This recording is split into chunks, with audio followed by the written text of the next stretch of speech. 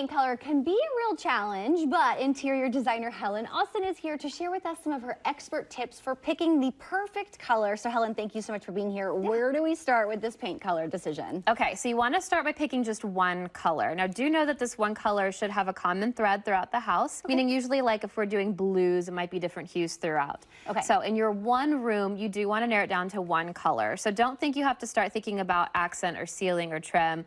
We are just going to focus on that one color to start. Okay. And then with paint, we all know that there are multiple finishes, different options. What do you think about that? Okay, so every retailer has different names and types of finishes, so it gets really complicated. So I'm going to kind of narrow it down in just the broad sense. So what a finish is how much light is going to reflect off of that paint or off that wall. Okay. And that does really affect the way a color presents in a room. So I have this here as a small example. I don't know if you can kind of tell. Here we have a 6% sheen, which is probably almost like an eggshell in some brands. And then also down below is a 30% sheen, which I would say is almost semi-gloss. This is a company called Backdrop, and they have a few other sheens as well. But what this shows you is that within these two colors, they're going to look really different.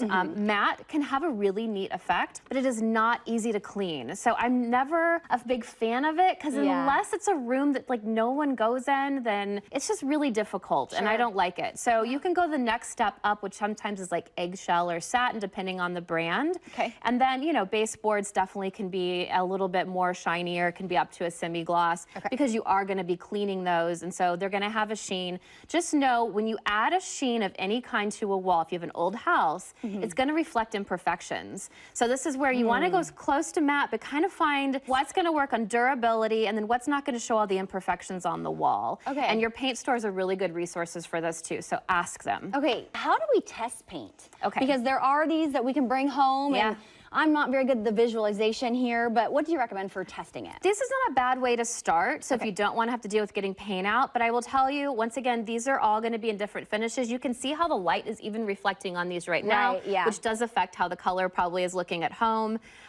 So get the actual paint in the finish that you're going to use and test it and look at it for over 24 hours. You let it dry, because that was going to have a sheen. I was going to ask about that. And then look at it in different light, because it's going to have different colors and hues. So for example, over here, a blue is tricky because blue can look gray in some rooms and blue can look blue. I've seen people who have painted a room they thought was gray, and they're like, now it looks like a baby's room and it's baby blue.